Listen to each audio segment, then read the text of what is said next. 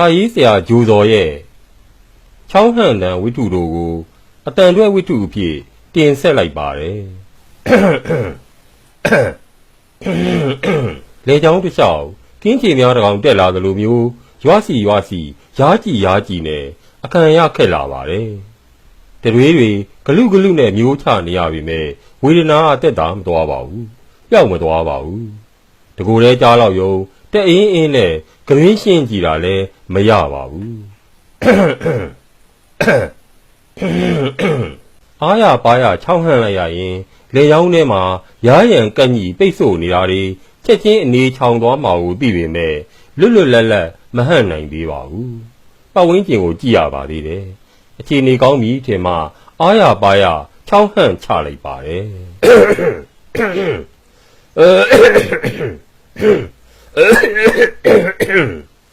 ဒီဝေဒနာဒီအကျင့်ကြီးဘယ်ချိန်ကကျွန်တော်ခန္ဓာကိုယ်ရဲ့ခိုးဝင်ပုံအောင်နေခဲ့တယ်မသိပါဘူးအခုအချိန်မှာတော့ကျွန်တော်မှာအနုရမ်းစည်းခံရတယ်လို့မျိုးခံစားနေရပါပြီဝေဒနာဟာဘုံတိုင်းကြီးကောက်ခါငင်ငါရောက်လာတာတော့မဟုတ်ပါဘူးပထမတော့လေချောင်းကလေးရားတယ်ဆိုယုံအာ၆တယ်ဆိုယုံလောက်ပါပဲတရွေးမျိုးချလိုက်ရင်ဝေဒနာပျောက်ကင်းသွားပါတယ်ရေဒါမှမဟုတ်ရေနွေးတစ်ခုခုမျိုးချလိုက်ရင်လည်းပျောက်ပါတယ်တနေ့ဘယ်နှခါဖြစ်လို့တရွေးဘယ်နှခါမျိုးရတယ်ဆိုတာကိုတော့မမှတ်မိတော့ပါဘူးခန္ဓာကိုယ်ရဲ့ဝေဒနာနဲ့တုံ့ပြန်မှုဟာအတိစိတ်မဲ့စွာလွတ်လပ်ဖြစ်ပွားနေခဲ့တယ်လို့ဆိုရပါမယ်အဲဒီလိုထိမ့်ချုပ်မှုမဲ့လွတ်လပ်အပြုမှုတစ်ခုဟာစွဲမြဲတဲ့အကျင့်တစ်ခုစီကိုဥတီနေမှန်းအစကကျွန်တော်မသိခဲ့ပါဘူးတိမိသတိထားမိတဲ့ချိန်မှာတော့နောက်ကျသွားခဲ့ပါပြီနောက်ပိုင်းမှာလေချောင်းရမ်းရံလာတဲ့အခါတစ်ဆူဖြစ်လာတဲ့အခါတရွေးမျိုးချယုံရေတောက်ယုံနဲ့မတက်တာတော့ပါဘူးအာယုံမပြေတော့ပါဘူးတကူတဲကြားတော့ယုံကတွင်းရှင်းလိုက်ရမှချောင်းဟန့်တန်မျိုးပြုတ်လိုက်ရမှတက်တာရပါတော့တယ်အာယုံပြေပါတော့တယ်ဒီအချိန်နေအထိလဲကျွန်တော်အတွက်ပြဿနာမရှိသေးပါဘူးအလုပ်လုပ်ရင်းစကားပြောရင်းသွားလာရင်းနဲ့ခန္ဓာကိုယ်ကသူ့အတူဖြည့်ရှင်းနေခြင်းပဲဖြစ်ပါတယ်တခါတရံကျွန်တော်ပင်မသိလိုက်ပါဘူးသတိမထားမိလိုက်ပါဘူးအကျင့်ဖြစ်နေပြီလို့တော့ဆိုနိုင်ပါတယ်တဖြည်းဖြည်းနဲ့ချောင်းဟန့်တန်ကဒီဂရီတိုးလာပါတယ်တကူရားကနေနှစ်ကူရားတန်လောက်ဖြစ်လာပါတယ်နှစ်ကူရားတန်လောက်ချောင်းဟန့်လိုက်ရမှတက်တာရပါတယ်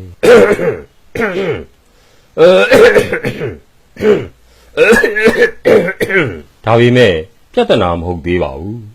ချောင်းဆိုးတာလည်းမဟုတ်တလိဟတ်တာလည်းမဟုတ်နှကန်းစီပါးစပ်ပိတ်ပြီးအတန်ထွက်ယုံလေးချောင်းဟန့်တာဆိုတော့ပတ်ဝန်းကျင်အတွက်လည်းအနှောက်အယှက်မဖြစ်သေးပါဘူးတိတောင်မတိလိုက်ကြပါဘူးဒါပေမဲ့ချောင်းဟန့်နံကတော့ကျွန်တော်သတိကွယ်ရမှာတစအတင်းရဲကျဲလောင်းလာပါတော့တယ်နှကန်းစီပါးစပ်ပိတ်အဟွန်းကနေနှကန်းဖွင့်ပါးစပ်ဟာအဟမ်းထိဖြစ်လာပါတယ်မတိမတာကတိတာဖြစ်လာပါတယ်ပထမဆုံးတိတာဖြစ်တဲ့နေ့ကိုကျွန်တော်ကောင်းကြီးမှတ်မိနေပါသေးတယ်ကျွန်တော်ဟာစရေးကြီးအဆင့်ရှိတဲ့ရုံးဝင်တန်းတူဖြစ်ပါတယ်အဲ့ဒီနေ့ကကျွန်တော်တို့ရုံးမှာဦးစီးမှုအပြောင်းအလဲမိတ်ဆက်ပွဲလုပ်ပါတယ်ပြောင်းသွားတဲ့ဦးစီးမှုမမနေရာမှာအစားဝင်လာတဲ့ဦးစီးမှုဆရာကနှုတ်ခွန်းဆက်မိတ်ခွန်းချွေပါတယ်နောက်တန်းတနေရာမှာထိုင်ရင်ကျွန်တော်ကဝေဒနာကိုအားရပါရပါဇက်ဟာဖြည့်ရှင်းနေတော့မှာ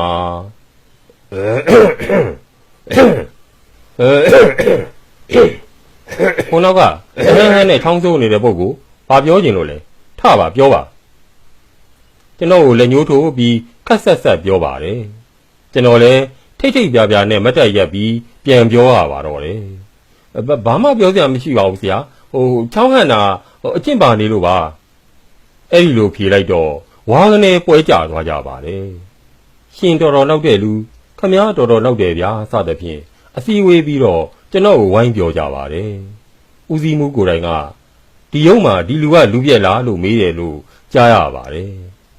အဲ့ဒီနေ့ဟာကျွန်တော်ခန္ဓာကိုယ်ရဲ့ခိုးဝင်နေတဲ့အကျင့်ဆိုးကြီးလူပုံအလယ်မှာလက်ပူးလက်ကျန်မိတဲ့နေ့ပဲဖြစ်ပါတော့တယ်ပတ်ဝန်းကျင်မှာအနောက်ရက်ပေးလာပြီးဖြစ်တဲ့အကျင့်ကြီးကိုကျွန်တော်စူးစမ်းပြီးနှိပ်ကွပ်ပါတယ်ခက်တာကဖိလေကြွလေ နှိတ်ကွက်လေးယုံထလေးဆိုသလိုသတိထားနေကမှလေပင်ကပိုရလာပါတယ်ပိုပြီးချောင်းဟန့်ခြင်းလာပါတယ်တယောက်တည်းနေချိန်မှာပြဿနာမရှိပါဘူးလူတော်ထဲမှာဆိုရင်ရုပ်ပြက်ဆင်းပြက်နိုင်လာပါတယ်လက်ကင်ဘွားနဲ့ဇွတ်ဖီးပြီးတခွီးခွီးဖြစ်နေတာတို့အိမ်သာထဲအမြန်ပြေးဝင်ရတာတို့လူရှင်းတဲ့နေရာခတ်သွက်သွက်သွားပြီးချောင်းဟန့်ပြရတာမျိုးတွေဖြစ်လာပါတယ်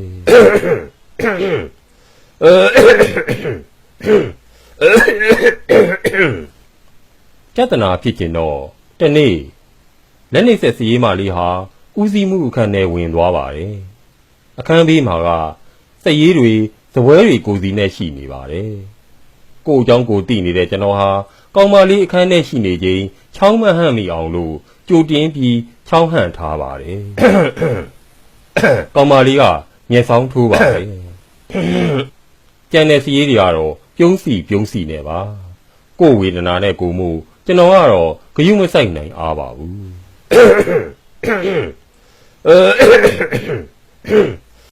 အလုပ်တွေဖိလို့ရင်နောက်ထပ်လေပင်မရခင်ကောင်မလေးပြန်ထွက်လာပါသေးလို့ဆုတောင်းနေရပါတယ်ဒါပေမဲ့ဆုတောင်းမပြည့်ပါဘူးအခန်းထဲမှာဦးစီးမှုနဲ့ကောင်မလေးကလည်းစကားမပြတ်သေးပါဘူးလေချောင်းထဲကကင်းချင်များတကောင်တက်လာသလိုရွာစီနဲ့မခံနိုင်အောင်ရားလာပါတော့တယ်။ကြွေးမြူချလို့လည်းမရတူတူလေးကြွေးရှင်းတာလည်းမရစပွဲပေါ်ကရေကိုမော့တောက်တာလည်းမရအာယုံဆိုင်လေးပိုရားလေးထိန်းထားလေးပိုပြီးချောင်းဟန့်ခြင်းဖြစ်လာလေပါပဲ။ထိန်းလို့ကိုမရတော့ပါဘူး။ကျွန်တော်နေရာထသွားမှဖြစ်ပါတော့မယ်။စပွဲရထမှာပဲအဟမ်းဆိုတဲ့ကျောင်းဟန်နန်းကြီးဟာမိုးချင်းတယ်လို့ကျွန်တော်ပါဇက်ကထွက်သွားပါတော့တယ်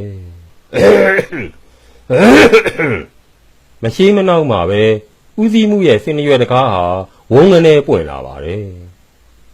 ခမရပါတော့လေဒါယုံပြတာဝန်ချင်းပြလူကြီးလူကောင်းတွေအလုံးလုံးနေကြတာဂလေးခကြီးဆန်းဆန်းအပြောင်ပြက်တွေမလုပ်ပါနဲ့ဦးစီးမှုဟာအလွန်ပဲဒေါသထွက်နေပုံရပါတယ်မျက်နာကြီးနီမြန်းပြီးတကိုယ်လုံးဆက်တုံးနေပါတယ်ကျွန်တော်မှလည်းနေရာထပြီးသားမို့ကုန်းကွာကြီးဖြစ်နေပါတယ်ကြောက်တာရောအားနာတာပါပေါင်းပြီးဘာစပြောရမှန်းမသိတော့ပါဘူးမဟုတ်ပါဘူးဆရာကျင့်ပါနေလို့ပါခုကိုပဲအပြင်ထွက်ပြီးတော့တော်ရခမရနှစ်ခါရှိပြီသုံးခါထိတော့သီးမခံနိုင်ဘူးဦးစီးမှုဟာသူ့ဒေါသသူပြန်ထိန်သွားပါတယ်သူဆွဲထိုးလဲကျွန်တော်ခံယုံပါပဲသူကြမ်းနဲ့ပြောလဲခံယုံပါပဲဒါပေမဲ့သူ့ဒေါသသူချွန်းအုပ်သွားနိုင်ပါတယ်ကျွန်တော်ကသာအဲ့ဒီနေ့ကအဖြစ်ပြက်မှာဘယ်သူမှကျွန်တော်ဘက်ကမရှိကြပါဘူးကျွန်တော်ကိုနားမလဲကြပါဘူးခင်မင်းရင်းနှီးသူတွေကပြောင်းမဲဝေဖန်ကျုံချကြပါတယ်မရင်တရင်မိတ်ဆွေတွေကကတ်တန်းဖြစ်ကုန်ပါတယ်တစိမ့်နေရတော့တမင်းမဲဝေးကရှောင်ကြပါတော့တယ်အဲ့ဒီလိုအလုတ်ခွင်မှာနာနာချင်းဖြစ်ခဲ့ရလို့ဝေဒနာကြီးကိုထိန်းထားနိုင်ပြီလားလို့မမေးပါနဲ့ပို့လို့တောင်ဆိုးလာပါသေးတယ်တတိထားလေးစွာပေးသလိုဖြစ်လေထိန်းချုပ်ထားလေပေါက်ကွဲခြင်းလေကျွန်တော်အတတ်နိုင်ဆုံးတော့တတိနဲ့နေပါတယ်ကျွန်တော်ဝေဒနာကပြင်းထန်နှိပ်ကွပ်ထားလို့မရပါဘူးတစ်ချက်ပေါက်ကွဲခွင့်ပေးလိုက်ရင်အခါကျဲနေတတ်ပါတယ်စိတ်ပိုင်းအရာရောရုပ်ပိုင်းအရာပါနေသာထိုင်သာရှိပါတယ်အဲ့ဒါကြောင့်တယောက်တည်းရှိနေခြင်းဒါမှမဟုတ်ချောင်းဟန်တန်အတွက်ပြဿနာမတက်လောက်တဲ့ပတ်ဝန်းကျင်မှာကျွန်တော်ဟာအားရပါရချောင်းဟန်နေရပါတော့တယ်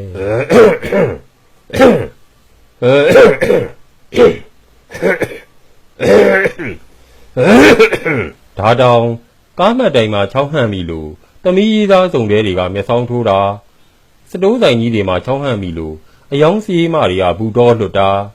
အန်ဒီယမ်ရှိတော့ဘူးတင်ပြီးချောင်းဟန်မိရာကသူ့ဟာသူမလုံမလဲကိစ္စတခုခုရှိနေတဲ့သူတွေရဲ့ရန်ပြူတာကိုခံနေရပါသေးတယ်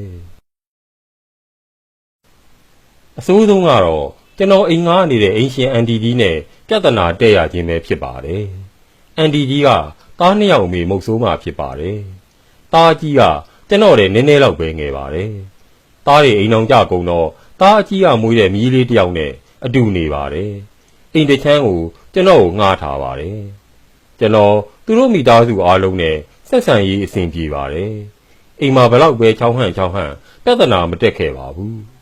အဲ့ဒီနေရာတော့ရုံးသွားကနီးအန်ဒီရဲ့ကြိုတင်ဖြည့်ရှင်းထားတဲ့အနေနဲ့အားရပါရချောင်းဟန့်နေမိခြင်းဖြစ်ပါတယ်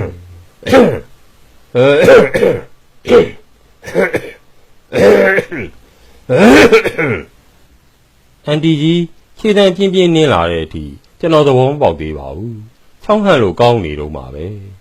ဘာသဘောလဲကွမင်းဟာလွန်လာပြီခင်ဗျာကျွန်တော်ဘာလုပ်မိလို့လဲအန်ဒီဒီမဲ့အဲ့ဒါငါမောင်3ဝင်းခွဲတော်တယ်ခင်ဗျာရိုးရိုးသားသားဝင်ထွက်နေတာမင်းကလှောင်တယ်လို့ပြောင်းတယ်လို့တဟန်းဟန်းနဲ့တရက်မဟုတ်နှစ်ရက်မဟုတ်မလာရဲတော့ဘူးတဲ့ပြန်သွားပြီဒါမင်းတရက်ခံနဲ့ဟာအန်ဒီကျွန်တော်ဒါတွေလုံးဝမသိဘူးမှန်ပါဒီလူကိုလည်းကျွန်တော်မသိပါဘူးသိအောင်တော့ကျွန်တော်နဲ့မှမဆိုင်တာအခုဟာအကျင့်ပါအိုးတော်ပြီ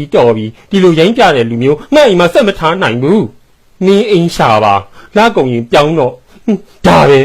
အန်ဒီကြီးဘာကြောင့်ဒါတော့ဒေါသထွက်သွားရတာလဲချောင်းဟန်နန်ကအိမ်ကနှင်ချရတော့တဲ့အထိအနှောက်အယှက်ဖြစ်သွားတာလားသူမကြိုက်မှန်းသိရင်ဘယ်ခုလိုအားရပါရချောင်းဟန်ပါမလဲခုတော့ဘာမှရေရရာမသိရခင်မှာပဲကျွန်တော်အိမ်မောကဆင်းခဲ့ရပါတော့တယ်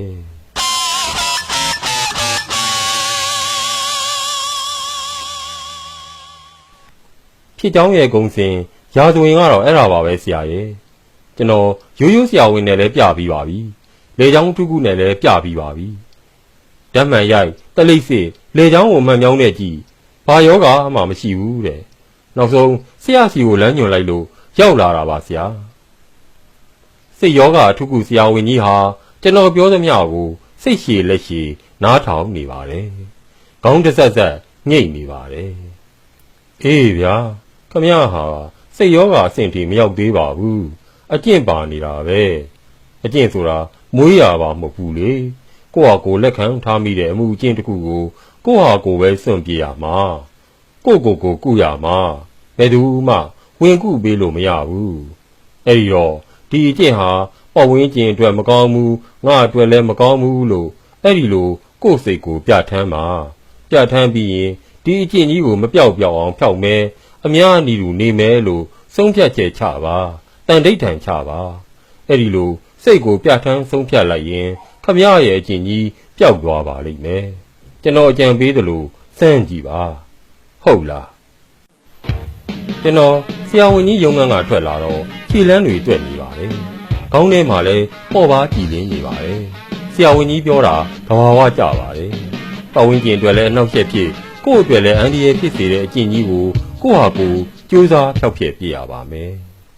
ဒါပေမဲ့ကြိုးစားဖျောက်ဖျက်လို့မရခင်ကျွန်တော်အကျင့်ကြီးနဲ့မလုံမလဲလောကကြီးဘယ်လောက်အထိပြဿနာတက်နေကြအောင်မလဲမသိပါဘူးဟောအခုကိုလေချောင်းထဲကရားနေပါပြီ